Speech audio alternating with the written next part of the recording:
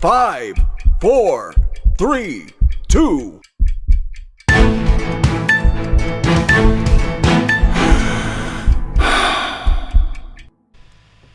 Hey, good evening, everybody. This is Jeff from Junior Hockey Advisor. How you doing tonight? Hope you're doing well. A lot of hockey to talk about. I'm back in town. As many of you know, I was in Texas for a week and spent a lot of time watching a lot of different hockey in the great state of Texas. Actually, got a chance to watch 4 NAHL games, some of the World Juniors, some of the National Championship for the U16s. Got around, had a wonderful time, met a lot of nice people, and enjoyed some hockey. It was nice to be out on the road again.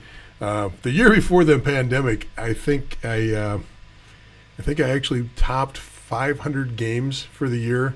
That's junior, U16, and I covered the year before the pandemic. I actually covered everything from the NCDC, North American Hockey League, Tier 1 Elite, HPHL, the Beast, got up to the OHL Cup up in Toronto, did a couple other Toronto area, 16 and 18 showcases and tournaments, got out to the Camrose event out in the AJHL, got to the West Coast World Juniors, and it was a great year, an unbelievably great year for watching hockey, and then to go cold turkey like we did in the pandemic. Pretty tough, but we're back, almost back. So I'm pretty excited about that. We've got a lot to talk about tonight. Once again, I'm Jeff Colson. I am the Junior Hockey Advisor. We've got such a new audience. I want to take some time to introduce myself properly to the new people because we do have a new contest going on right now on our Junior Hockey Advisor discussion group. It's phenomenal, Every time the group gets together and puts their mind to something, it's great. First of all, if somebody asks a question, there's never a right answer, but you can triangulate a right answer out of all the information. There's a lot of great hockey minds on this. By the way, there's 4,000 people. Most of it is made up of hockey parents. We know that. But there's hundreds of BCHL Board of Director members, USHL general managers, North American Hockey League general managers, owners from the NCDC, general managers and coaches from the NCDC, USPHL Premier Elite coaches, scouts, and of course advisors of every ilk on there. Now you won't get solicited on there. We try to protect everybody on that group, but Junior Hockey Advisor discussion, which is probably where a lot of you are right now, but not everybody because we're on a bunch of different platforms tonight. It's a great place to be, but once we open it up to new members, we get several hundred new members that come on board. So I want to just take a little second to introduce myself so you got an idea who this guy is talking. Once in a while when I pop on for comments, I get somebody that doesn't realize that I'm running the discussion group, and they start giving me their opinion, and I kind of roll my eyes because sometimes it's a little bit off into left field, and but that's the beauty of it. We have a great positive conversation, and we'll get there. So we got some questions coming in already from some of the different platforms. But I'm a level 5 certified coach. I'm a former college coach. I've owned 4 different junior teams, of which I've worked at all levels. I've been an assistant coach, a coach. Even when I was one of the general managers, I'd work with our lower team, either as an assistant coach or a coach. Been our EJHL general manager. Hockey radio show. Did another hockey radio show that was syndicated and picked up by USA Hockey. We actually have some people that are still on board now that were part of our audience going back into the early 2000s. So it's kind of fun to see some people go, hey, you were on the old show. Yeah, that was me. Still doing it. I was editor at large for a Western New York Hockey Report, which was a periodical here in New York that was pretty popular for many, many years. And been featured in USA Hockey a few times for both hockey media and for my playing career, especially because of my playing days with the United States Marine Corps All-Marine team. University of Michigan grad, have an MBA, have a second master's degree in education, yada, yada on that. And my likes and dislikes. I like the color blue. I guess I do like the color blue, but that's not really important. I love tennis, I love travel, and I love flying airplanes. those are the things that really, really excite me besides hockey. But hockey is the passion.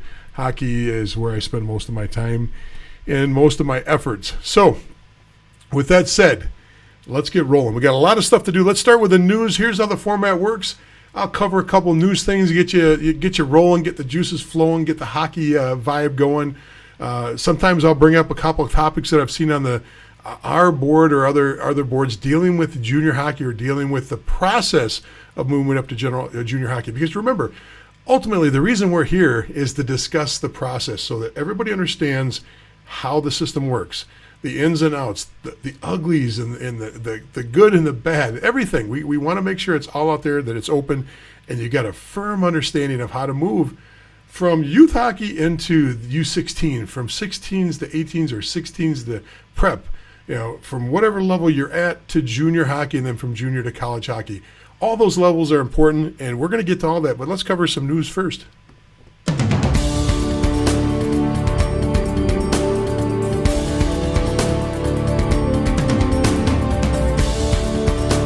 Okay, so what do we got in the news? The first story in the news. Let's jump right in with the CCHA rejected. The CCHA is the new NCAA Division I league, rejected University of Alabama Huntsville Chargers application to go in the league. So the University of Alabama Huntsville program has put themselves on suspension, which means until they find a league, they're not going to play. And by doing it this time of year, people say, why do it this year? For those of you who don't remember, last year at this time, in fact, right here on this live stream, we put out an appeal. We did it on our website and our social media too, to help Alabama Huntsville and to help have our group help support them, because they had a fundraising drive. I think they raised somewhere between $750,000 and $1 million to keep the program going, because they were shuttering the program last year. Well, they got the program back up and running, which is great, but now they don't have a conference. So until they get a conference, they're going to shutter the doors again. Now, there is still hope. The Atlantic, which is the newest of all of the Division I leagues, and for those that you don't know, that has the two military academies, Air Force, Army. It has Mercyhurst. It has Canisius. It has Niagara, RMU, Sacred Heart, Holy Cross. I know I'm missing somebody. AIC is in there. That's the conference. There's still an application in to participate at this level, or with them at that level. Nobody knows what's going to happen if that doesn't come through, but we're holding our breath and crossing our fingers and hoping that University of Alabama Huntsville gets this figured out. And the sooner they do, the better for everybody. So that's one story. Let's get on to our next story, which would be the CCHL. Did I say CCHL? I'm still thinking college hockey. The USHL. The USHL's final, the Clark Cup, is all set. The two participants are the Fargo Force and the Chicago Steel. If those names look familiar, they were back-to-back, I think in 17 and 18. These two teams each respectively won the Clark Cup. They both won their conferences. Some things that are pretty interesting in this: 7 out of the 10 top scorers in the playoffs overall come from these two teams. That's pretty impressive. There's 6 NHL draft picks on these two teams, going into the Clark Cup finals here. It's a best-of-5 series, and the series will start on May 14th, Friday, May 14th coming up, and 7 o'clock Central Time. So the games will be, I believe, 1 through 5. It's a best-of-5. And you'll see games 1 and 2 at Chicago, and I think they move to Fargo for games 3 and 4, and then back to Chicago. And I'm trying to read my notes, but I don't have that written down. But great series, should be extremely competitive, and I think it's going to be very entertaining. I'm very, very interested to see a couple things, how the 6 NHL draft picks do in comparison to the guys that are leading the teams in points and leading the teams in scoring, and how I want to see how the goalies are doing across the board. Some of the names that are out there, some of the NHL draft picks that you should be looking for out there. Aaron Huglin is a 4th rounder. I think Aaron was a Sabres pick. Bear Hughes is out there. He's a Capitals pick. Austin Wong's out there. He's for the Jets, 7th round. Ian Moore, Ducks 3rd round player. Joe Miller, Maple Leafs 6th round. And Sean Farrell with the Canadiens, and he's a 4th rounder. So those are some names to look for. Should be a great series. Really look forward to watching that myself. Because of the times and the way things are right now, I don't believe that I'll be jumping out there to watch any games live. So anyway, that's where we are with that, and then we'll jump over to the other league. Let me get my little handy-dandy North American Hockey League, and if we want to look at the North American Hockey League, I think I can take this over and show you that the North American Hockey League, exactly, the North American Hockey League has actually got its Final Fours settled in all divisions except one. So if we start with the Central Division, and playoffs start for them the weekend after the 15th. So I think playoffs are going to start the 18th. Maybe I'm wrong on that, but I think they start the 18th. It'll be best of 5 for semifinals in each division. Then it'll be finals for each division. Then the top 4 teams, the winners of each of the 4 divisions, will go to Blaine, and they will play for the Cup. So we'll see how this goes. Right now in the Central Division, Aberdeen has been leading that and is under control with Bismarck, Minot, and the Minnesota Wilderness. I believe the Wilderness and the Austin Bruins and St. Cloud. I know the St. Cloud was playing earlier today. I forgot who they were playing. Did not see the results of that yet, but there's still a fight for that 4th spot there. With 56 games, you can see there's only 3 games left. It's going to be tight to see who gets that last spot. East Division, Johnstown's been on top for most of the year there. Maine's had a nice little surge. You can see that the New Jersey Titans and the Maryland Black Bears have both secured their spots. So the top 4 in the East are set with Johnstown, Maine, New Jersey, and Maryland. And then going into the Midwest, you've got the 4 are all set, which is Janesville. Once again, this division's going to play less games. I think they're capping out at maybe mid-40s. I can't remember exactly where they're capping out, but this division will not have a full complement of 56, which I know the South is playing 56. So Janesville, Fairbanks, Minnesota Magicians, and Kenai River, they're all locked in. And you can see the Magicians have kind of limped in the back door while Kenai kind of surged in. And you can see the record-wise in the last 10, 7-3 for Kenai, Minnesota at 2-7-1 in their last 10. Hopefully they can turn it around and make some noise coming down the stretch there. So in the South Division, Shreveport has been on top for most of the year. Lone Star has been right at their heels until the end here. Wichita Falls has been everybody's Achilles heel. They are a tough squad. And Amarillo is actually coming in with 4th, which is probably surprising. I think everybody had higher hopes for Amarillo, or at least there was a lot of expectations that Amarillo was going to finish a little bit higher. Fortunately for those top 4 teams, New Mexico has not made the playoffs because New Mexico has probably been one of the hottest teams in the last 10 games. They're 6-3-1 with 3 straight wins over the top Shreveport. Before Shreveport, it actually clinched the division. So that's good news for everybody else that New Mexico's out. And the other team that was surging through the year and was next to Aberdeen was probably one of the hottest teams during the year was Wichita Falls. So it'll be interesting to see how they do too. So that's it for the now. Each of the 4 divisions are set. And that's it for the news.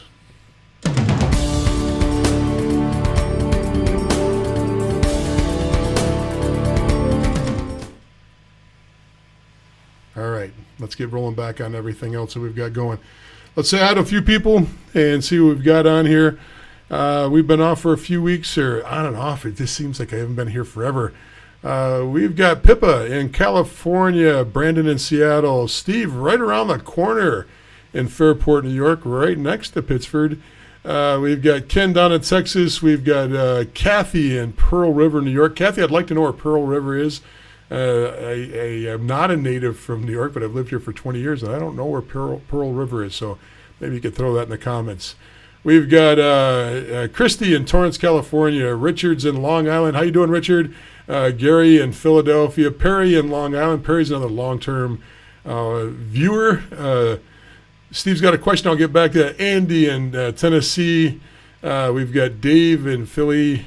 We've got a lot of people coming on. This is great, folks. Brian in Trenton, Michigan, and downriver Trenton, Michigan there.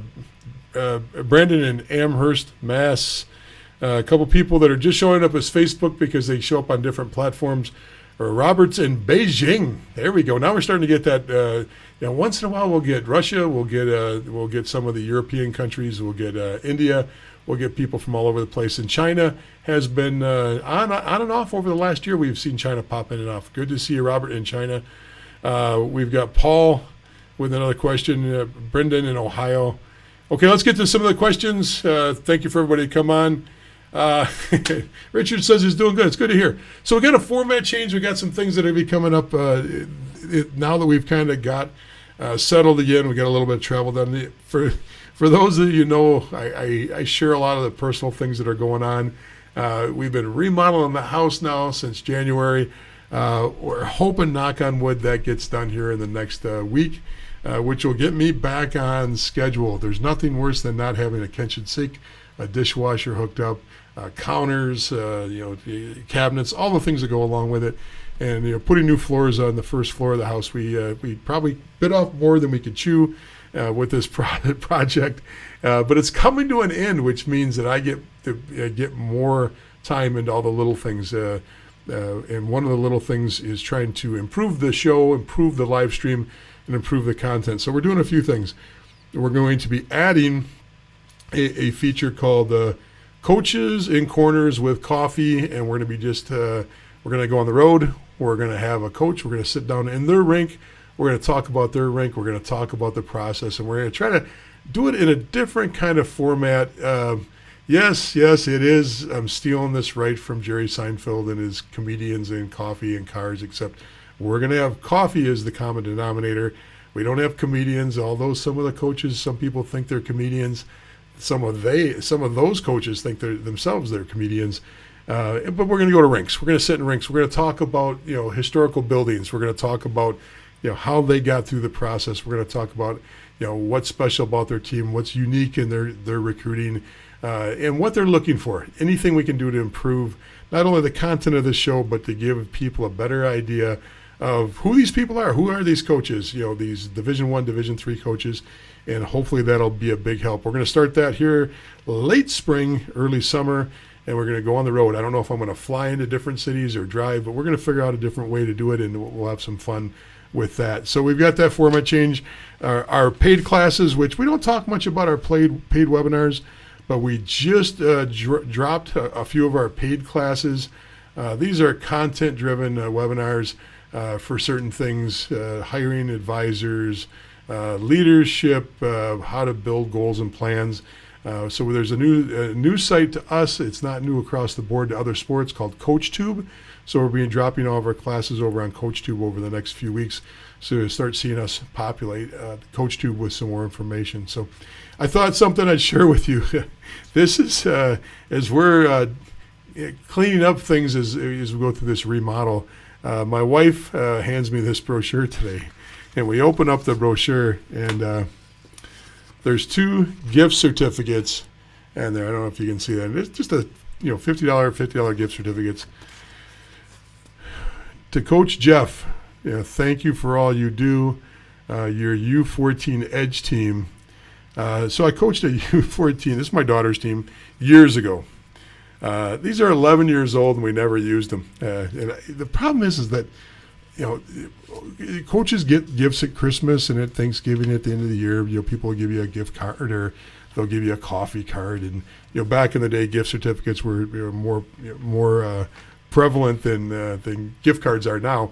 But I bet you 75% of them, 80% of them, I just never got around to using it. I don't know why. Free dinner, free meals, but I find those Tim Horton cards all over the place where somebody give me a card with a Tim Hortons in it.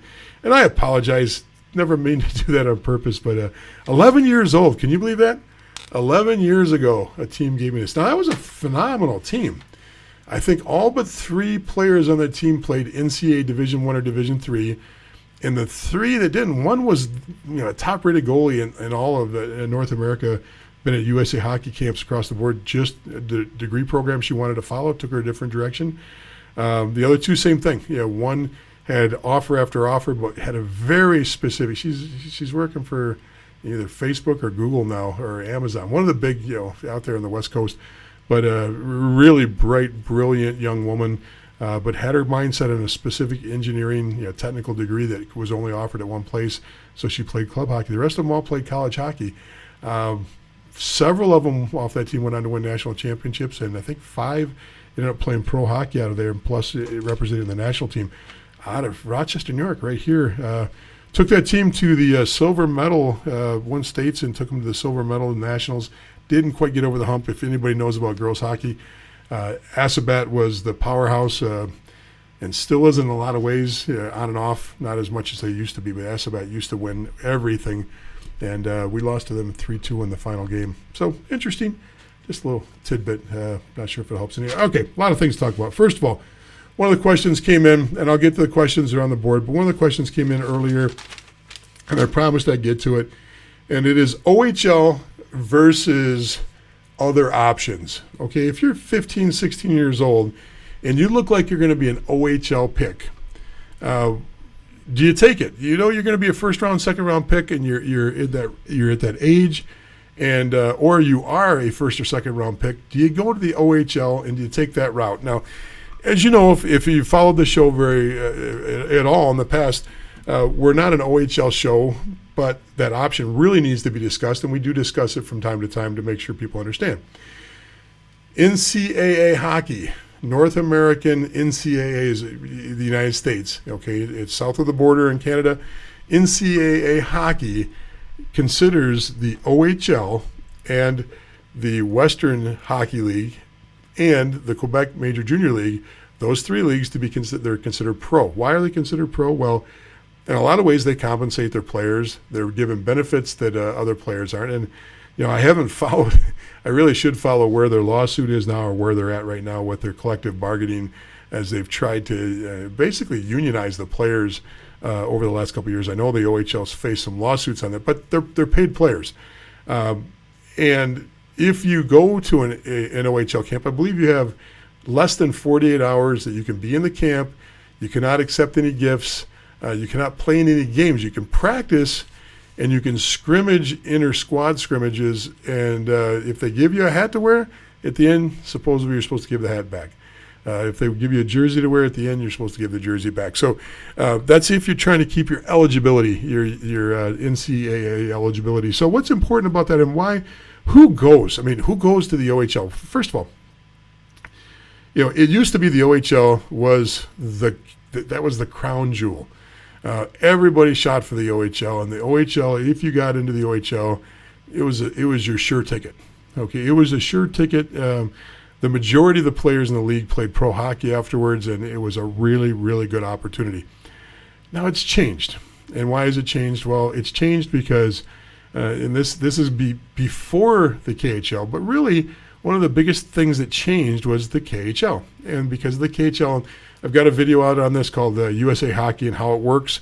When the KHL came into play, and this is 11 years ago now, the USA Hockey the NHL had a ton of money and a ton of development money and a ton of staff in the Eastern Bloc countries and in Russia and all the old Soviet Union countries.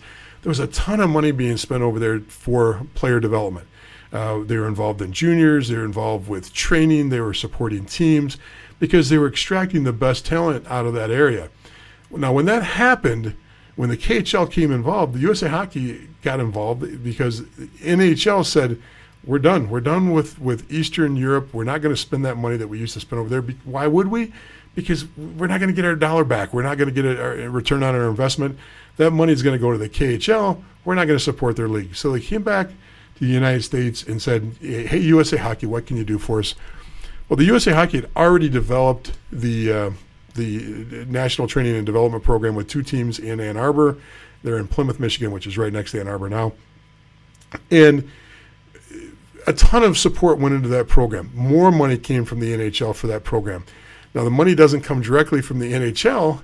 The money goes into USA Hockey, and it's granted to the program via USA Hockey. USA Hockey has a $9 million budget from the NHL. That's where our ADM model is supported. Our women's hockey program is supported. The National Training and Development Program is supported out of that money. You've got USCHO.com, which is the excuse me, I apologize. That's not right. CollegeHockeyInc.com is a site that really is there to demonstrate how good college hockey is compared to the OHL. That site is supported. It's a USA Hockey supported site, but the money comes straight from the NHL, via USA Hockey. So I bring all this up because it used to be the OHL was your shot, okay? But now, 2 drafts ago, there was a record set by the USHL for the amount of NHL draft picks. Just earlier in the show, we talked about the 2 teams that are in the finals for the Clark Cup. 6 NHL draft picks between those 2 teams, and that league has tons of draft picks. Now, the majority of the draft picks sit in the National Training and Development Program, which 2 seasons ago set a record for a single team with the amount of NHL draft picks coming off one team, a record across the board for the whole life of the NHL draft.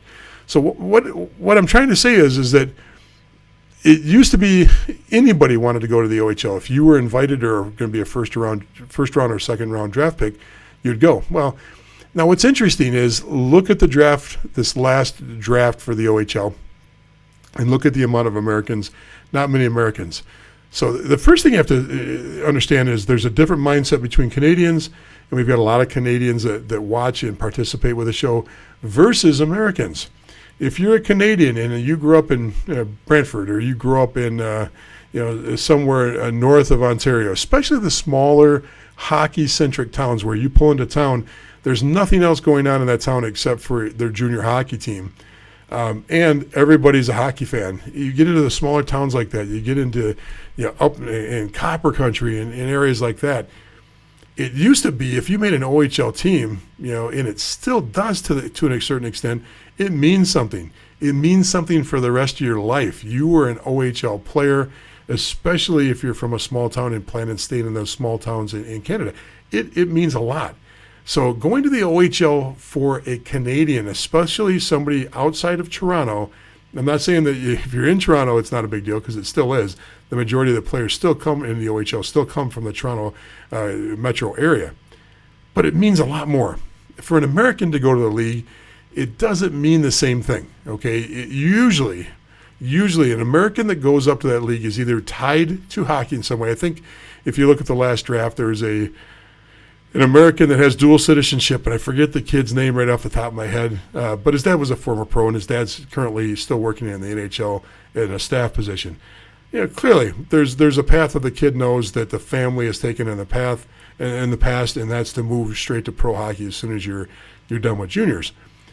Most Americans, like the fact, and Canadians too, but not to this extent of Americans, the NCAA route because of the fact that you get the degree and you get the degree taken care of. Pay for the degree or not pay for the degree, you're still getting a degree before you move on to play pro hockey.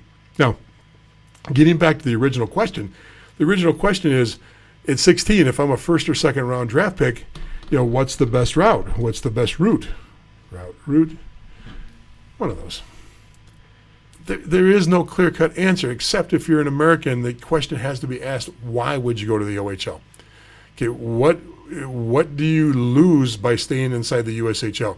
Still first-round picks coming out every single year. If you're that good, if you're a first or second-round OHL pick, the probability is that you're being considered, you're at that level of the National Training and Development Program and the USHL. Because rarely do you see a kid that's going to be a first-round pick in the OHL where it doesn't correlate over into the USHL, into the National Training Program. Not every kid, but for the most part. Now, there are certain specific situations, like we just gave the example of the dual citizen player, where your family has already made that pathway, and you understand that pathway and you're okay with it. Education is not the priority. That's fine.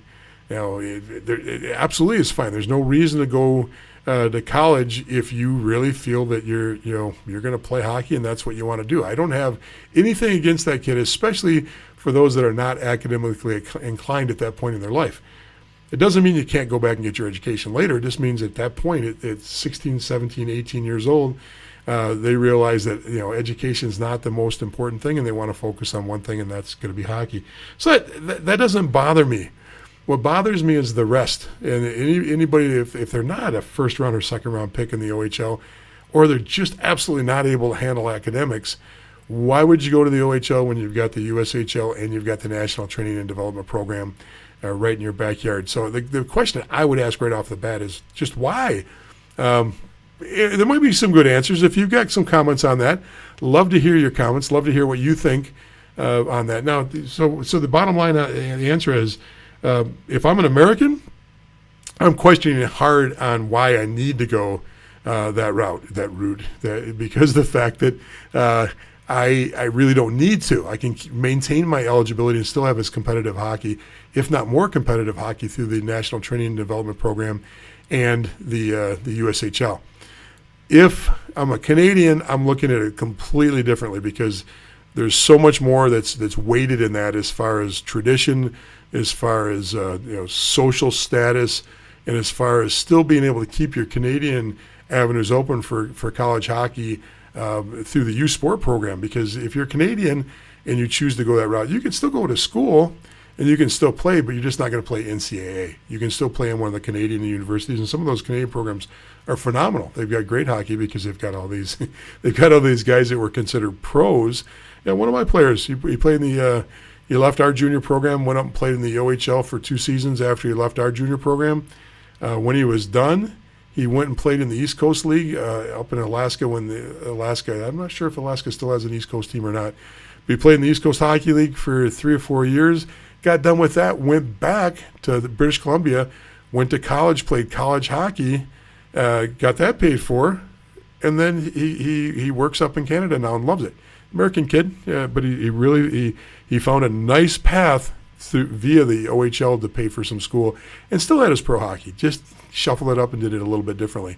So there's no right answer on this, but if you're an American, I'd really ask the question why. So hopefully that helps a little bit. Let me know in your comments what you think on that. Okay. Whoever put the comment in there, it says, "Hi, Jeff. Long time since I've been on, but happy to be here tonight." It only shows up as Facebook, so I don't know who that is. You can DM me, you can text me, or you can just put your name on the comments. I'd love to. Now I'd love to know who that is. I don't know who that is. All right, Paul asked, how do you think Aberdeen would stack up in the USHL this year? Wow. The question of how do you think Aberdeen would stack up, clearly they're a great team. I would take the top teams, your Aberdeen, your probably 2 or 3 teams coming out of the South, because the South is stacked with power. I mean, think about it. The last place team in the South Division, I think they've got 12 or 14 Division I commitments on the team. It's a topsy-turvy year. Aberdeen would do fine. I think they would actually be, I don't think they'd be the last place team. I think they'd do fine. Johnstown would probably do fine. Shreveport would do fine. I think all these programs would do fine. The only difference between them, because all these teams also, they have trickle-down players. Remember, there are players like the goalie that left Dartmouth, went back, and played for Johnstown, is now going to Notre Dame. You've got kids that were already at the Division I level. They came back in the league because they were 2000s and were able to play this year. And everybody picked up a few of those kids. Not everybody. Every division picked up a few of these kids. And it really sparked the level of play across the board. So very competitive year across the board in the North American Hockey League. I think they'd be competitive. I mean, I really do think they'd be competitive. I don't think they could win the majority of their games. I don't think they'd be above 500. But I don't think they'd be the bottom team in the USHL. The difference between the USHL is, once again, you've got a sprinkling of guys that are going to be in the NHL. The North American Hockey League rarely gets they get a lot of Division I players, a lot of quality Division I players, but rarely are you getting that many NHL. If you get one goalie, maybe one player a year that pops on the NHL draft or gets on the watch list for the NHL out of the North American Hockey League, that's exciting. Not when you're talking about the USHL. You've got NHL guys at the games every single game. So, would they do fine? They do fine. Would they be a top team? I don't believe. Now, well, this is my opinion. You're probably going to hear, if you ask 10 coaches, you probably get 10 absolutely polar opposite answers. Just one guy's opinion on this. But knowing the roster, knowing where all the kids came from Aberdeen, and knowing where they're going after this, and comparing that to what the USHL rosters are, Paul, I would probably say that they would do fine. They would not embarrass themselves. I think that's probably the best answer across the board. So hopefully that helps a little bit. Once again, if you got any questions, throw them on. I'd love to hear your questions. Love to hear what you're thinking. Do you think it's necessary halfway through the season, coach, player, and parents should sit down and have a review? So, Steve, that is dependent on what level you're at, because reviews and player evaluations happen differently at different levels. At the youth level, absolutely. Absolutely, it's got to happen.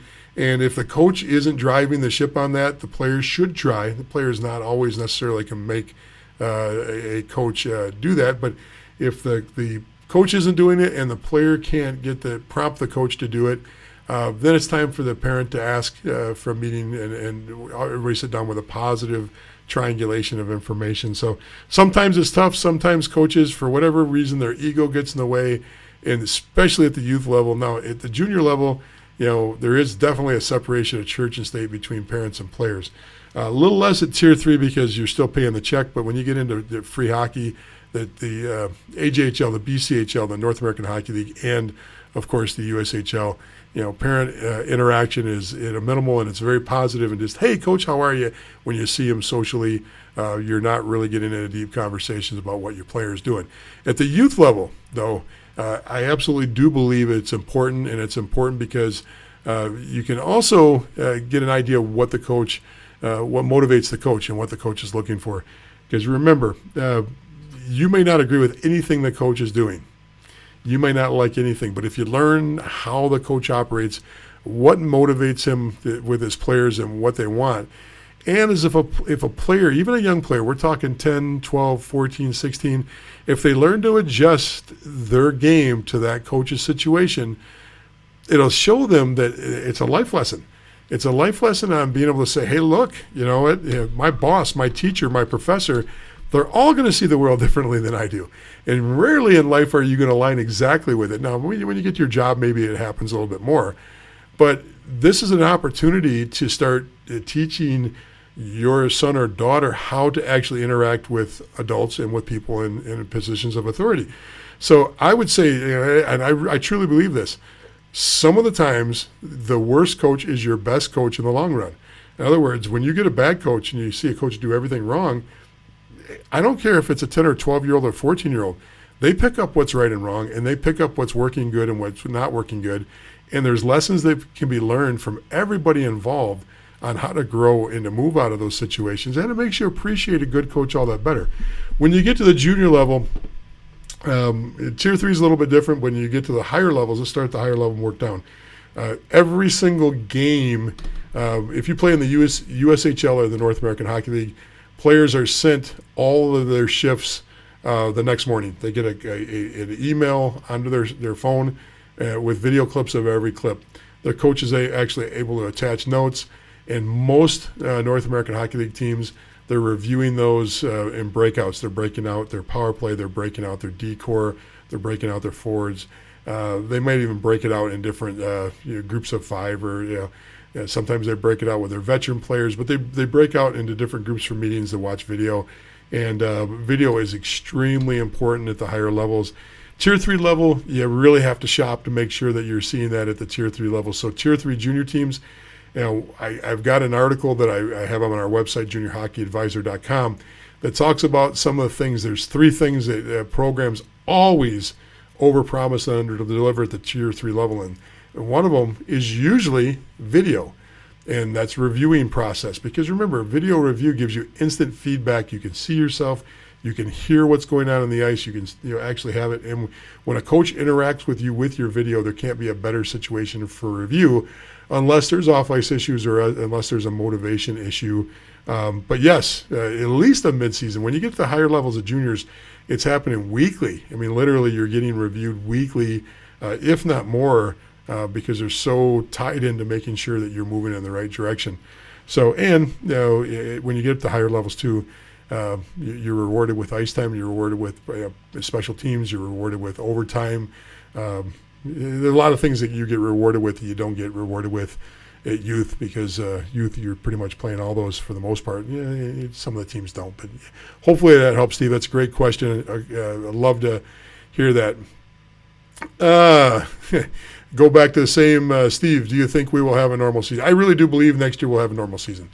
I think will it ever be back to what we considered 100% normal? No. I think there's going to be provisions and things that are put in place that will probably affect the next 10 or 20 years, just because that's the way the world works.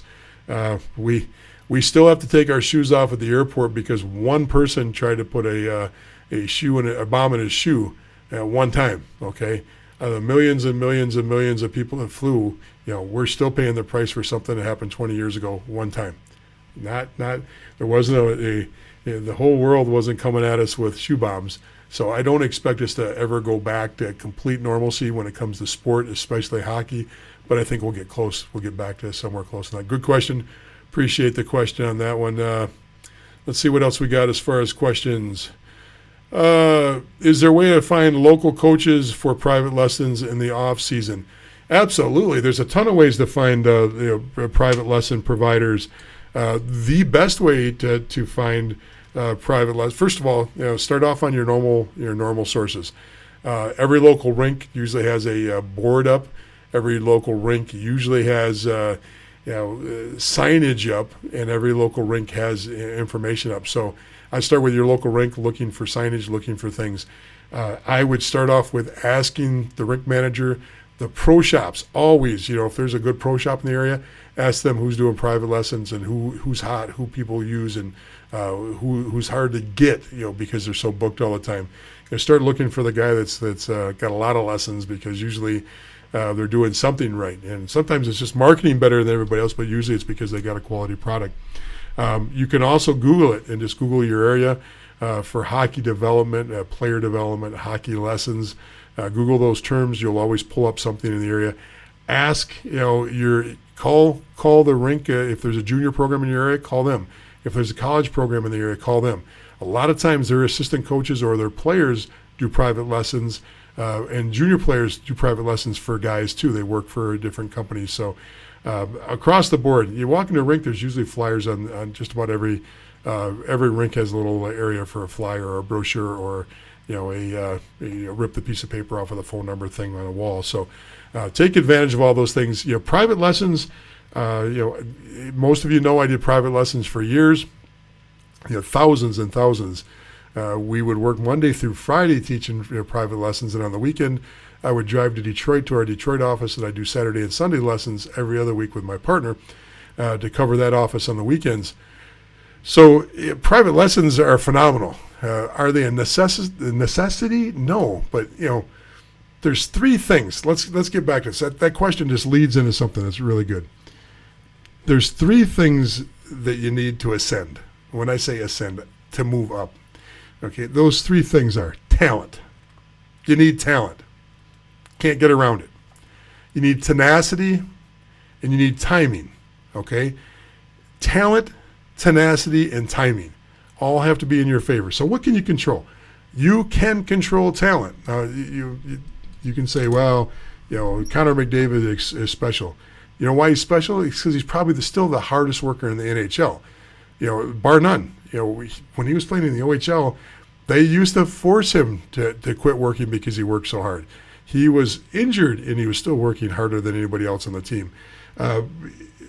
Talent can be improved. You can improve your skating. You can improve your strength. You can improve your stick skills. You can improve your shot. Is it going to affect every part of your game to make you a better player? Are you going to jump up just because you're taking private lessons? Well, maybe. Maybe your private lessons do move you up, but what it does is help you fill the gaps. It helps you fill the bottom, and it takes away the low end of your game so that everything is consistent across the board. If you have a hard time crossing over to the right, that's where a private lesson instructor works on helping you fix that. Remember, no matter what, if you work with a coach, if you're working with a U16, U12, U14, U18 coach across the board, and if a regular season coach, a travel coach, is telling you that he's all about development, you have to ask a question, where do you get the time? Because usually these coaches are working on about 3 60, 70, 80-minute practices a week. You've got to get systems in play. You've got to get flow in play. You've got to get your goalies some shots. You've got to get your lines and your special teams all in order. And those things are all important to be competitive. When they say they're all about skills and all about development, there should only be a certain amount of your practice, believe it or not, when you're playing at travel level, that it is focused on individual skills. Because those skills need to be worked out in the off season and on your own. If you're struggling to keep up with a team because you're not crossing over good, it's up to you to go out and take those private lessons. So private lessons are extremely important, but you can't rely on a travel coach to be your development source. I'm going to repeat that again. You can't rely on a travel coach to be your development source. If you think he's going to develop your skill level, you maybe, but he's going to move it up the needle slightly. It's not his job to, just do the math. Look at the ice. They're not set up across the board. Even if you're using the ADM model and you're doing station work, you can only do so much station work before you have to worry about getting your line set, before you worry about regrouping full ice, before you work on your full ice transitions, before you work on your faceoffs and your power play and your penalty kill. And if you don't believe in system play, even at 12 years old, and you think, oh, systems are ridiculous, then you really don't want to be playing competitive hockey, because when you do play against a team that knows systems, and every other sport knows systems, football, they line up on sides. They know what offsides are. They know what offense and defense is. They know all the penalties at 10, 12 years old. So if you say, well, you got to just forget about systems, then you might as well forget about competitive hockey, because you are going to run up against teams at 10 and 12 years old that are system-oriented, that'll blow your doors off because you think that systems aren't important. So getting back to it, I hope that helps you on finding an instructor.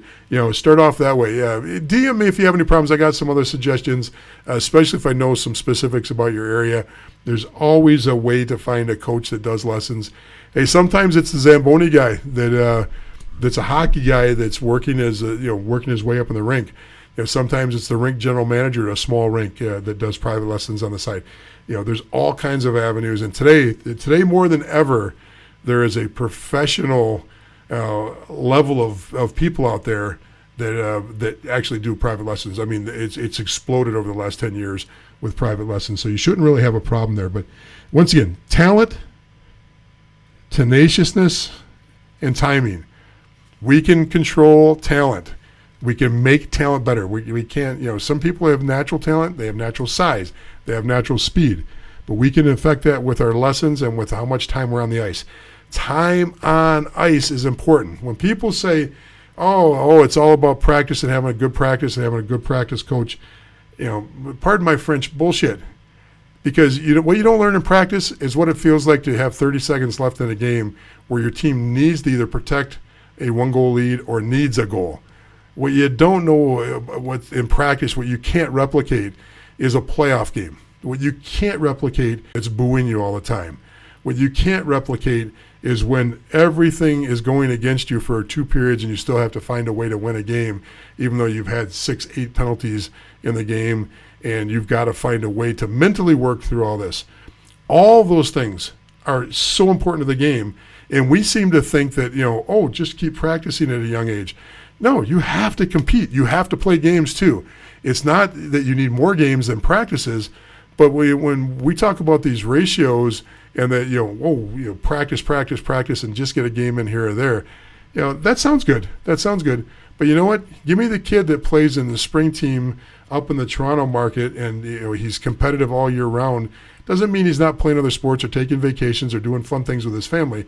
But that competitive kid, the kid that's playing and competing all the time, give me that kid over a kid that practices all the time. Same skill level, I'll take the kid that's competing any day over the kid that's out practicing him. Ice time is important, but it doesn't always need to be just private lessons across the board. So hopefully that helps.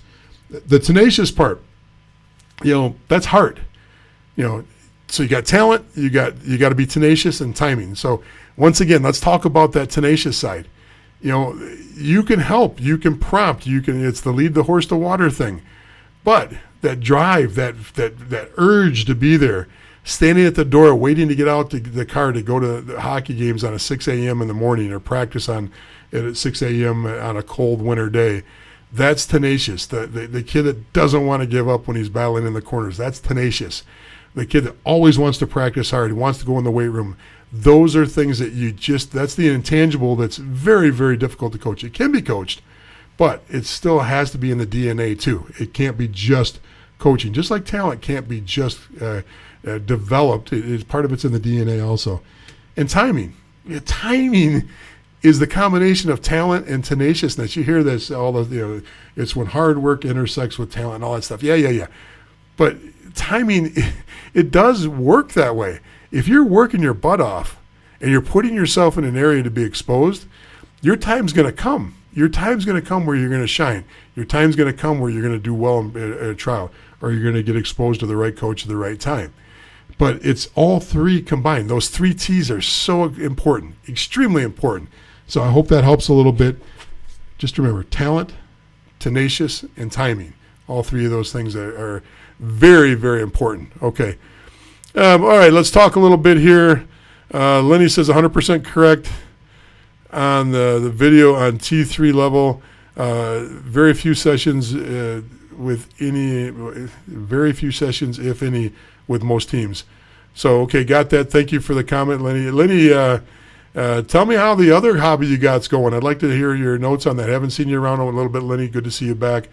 An American player with dual citizenship who wishes to play for Team Canada, should he play for Canada or junior? What's your opinion? Hey, look, if you got a chance to play for Team Canada, I mean, that's probably above the pay grade of this webinar and this live stream. If you're a player at that level, hey, look, Brett Hull was able to go back and forth because he had both. There's multiple players, mostly NHL-born players because their parents were Canadian, they were born in the States, the kids were, that have that dual citizenship and have bounced back and forth before. Hey, look, at that point, if you're at the Team Canada level, then it's a matter of getting some professional help. If you're at Team Canada level, you should have somebody that's working with you to build that pathway and that avenue. I can't really give you a good suggestion on that one because I really think that's when an agent, when we don't say that lightly, but when you're getting up into the echelon of the 1% of the 1%ers, they do need agents, they need guidance, and they're not looking for just an average family advisor. You're looking for somebody that can actually build and develop a career path for you. So I hope that's what you're trying to answer there. So across the board, good question. Vincent says, how could that route be considered dealing with all the politics involved? Okay. I'm assuming you're talking about the route to OHL. Vinny, correct me in the comments if I'm wrong on this. But first of all, there's politics in every single level of hockey, all the way through the NHL, the Olympic program, across the board. There's politics. So if you think you're going to avoid politics by going one direction or another, you're not.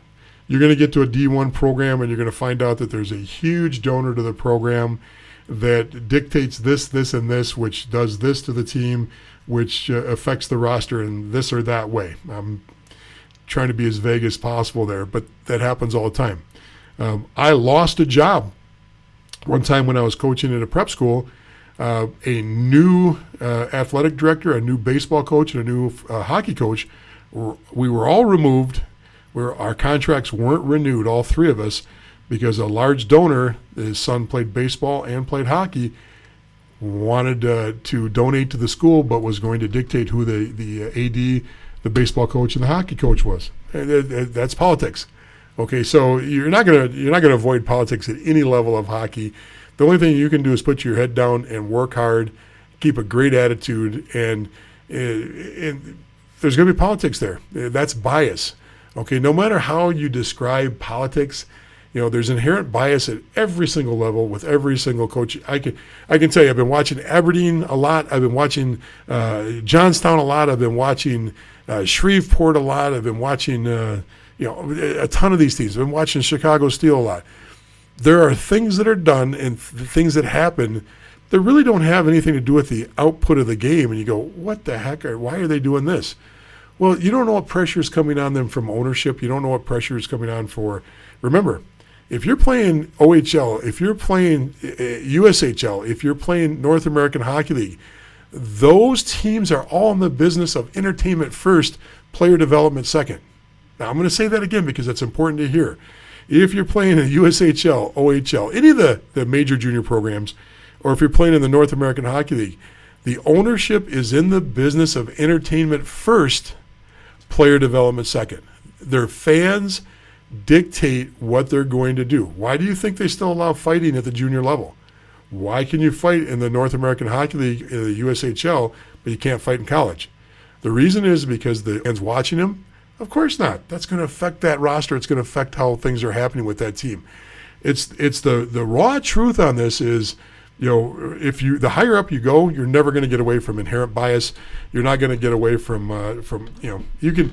There's plenty of things. I've done some videos on all the different types of bias that come into play on teams because you can break bias down into 6-8 different categories that can affect a roster, affect a decision, affect you, and how you have to overcome that. Okay, you might have a bias where a coach says we're never going to have two right-handers playing defense together at the same time. What?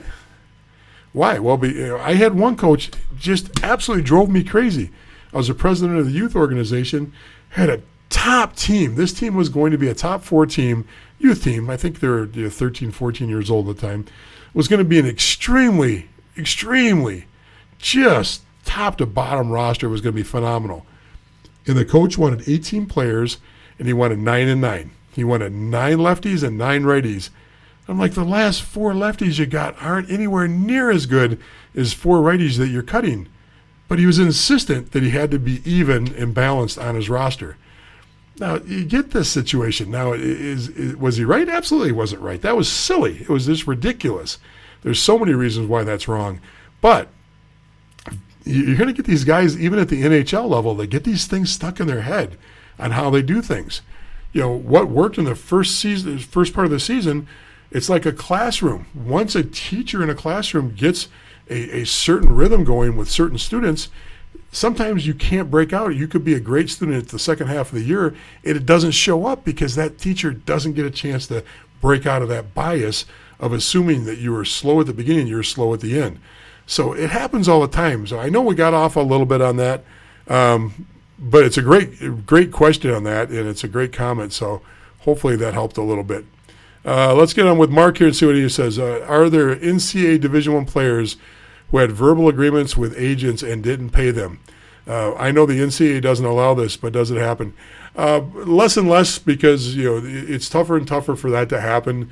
I'm not saying that doesn't happen, but usually what happens is there's 2 hats inside of if a kid's at that level where he's a top Division I player. And what they can do is I can be a family advisor for a firm and not be an agent, but the office next to me is an agent. And, it's known that once you're done, you're going to move on from me over to work with the agent in our firm. It doesn't have to be in writing. It doesn't have to be anything that was discussed. There's a lot of inferences like that happen all the time.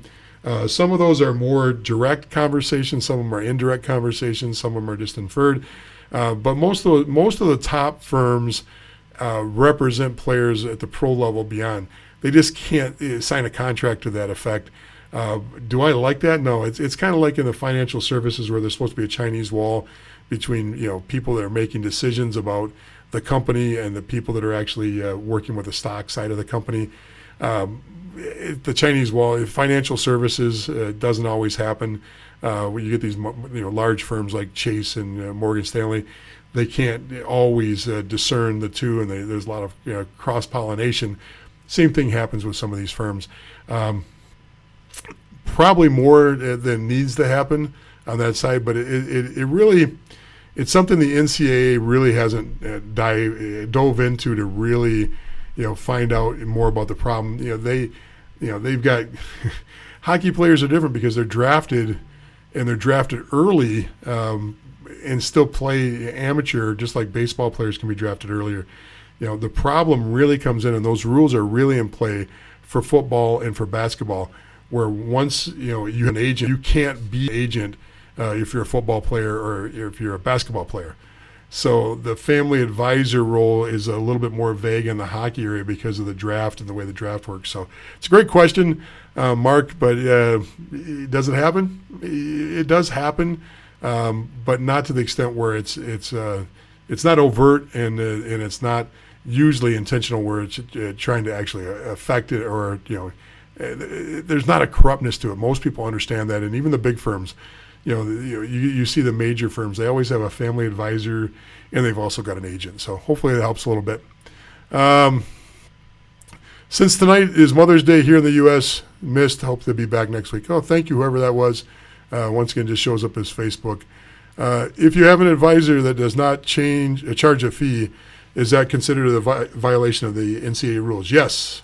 Yes, it is. You need to compensate your agent, and it has to be a compensation in writing. Across the board, that is a violation. All you have to do is go to the best place to get the clarification on that is there's two places. You can jump right onto College Hockey Inc. The rules are all spelled out in detail. CollegeHockey.com does a really good job of talking about what an agent can do and what an advisor can do. But yes, there has to be compensation. There has to be a shown compensation and consideration in play if you're using an advisor. So if there's an advisor that says, "Hey, I'll get backloaded. When you make it, you can hire me. I'll help you now, and then when you make it, no, you can't get gifts from an advisor, and you have to compensate your advisor. So, and it has to be a fair market compensation. You can't hand them a $20 bill, which that's actually been tested already as a problem. Somebody has done that where they've handed somebody a $20 bill and said, "Hey, see, he's my advisor now," and that doesn't really work. So hopefully that helps. How are we doing on time, and how are we doing for questions across the board? I think we're rolling to an end here, and let's just see if we got anything else coming in real quick, and then we'll wrap it up for the night.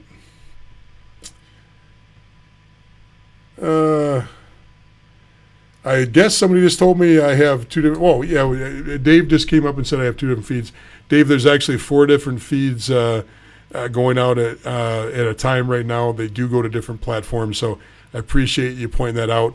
Some of the feeds have very few people, some of the feeds have a lot, and they do fluctuate back and forth. So, yes, I do know that there are different feeds on different platforms on Facebook and on YouTube. So let's call it a night there, unless anybody else has anything at the end there. We've been going for 1 hour straight. Hopefully this has been a helpful night to you. We didn't get into one topic, and that one topic is the trial process and the pressure of tryouts. We'll talk about that next week. We got into the OHL discussion. We got into the 3 T's, talent, tenacious, timing. Really think about those things. Really concentrate on making sure that you're hitting all 3 of those areas. I'll take one last question, and then why there are players that drafted by 2 USHL teams in different years that show up on. Okay, that's a great question. This will be my last question of the night, and then we'll call it a night. Okay, so there's 2 different drafts in the USHL. There's their draft for young kids, and then there's their draft for anybody else. And the draft only lasts 1 year. So let's say I'm going in the what's the young draft, U15s, I believe. I'd have to go back and see what the age on a U15 is right now. I have not done my homework on this question. I apologize. I'll be more prepared on the USHL across the board next week, but I can explain this. Okay, 2 different drafts every year, young players, and then anybody that's not in that young category, 18, 19, and 20-year-old can be drafted in the USHL. The draft only lasts for that year. They don't retain your rights past that year. So if I go to a trial, let's not talk about the Futures USHL draft. Let's set that one aside. Let's just talk about their normal draft. If I get drafted by, let's say Muskegon, if Muskegon drafts me and I go to their main camp and they cut me, that's it. That's it. I'm done. I can move on as a free agent to any other main camp and try out for any other main camp inside the USHL and sign with anybody. At the end of the year, if I didn't play in the USHL, let's say I went to the BCHL or the North American Hockey League, had a great year, now I'm 19. Another USHL team can draft me the next year. That can happen. That absolutely happens. And what also happens is a kid will get young in the futures draft.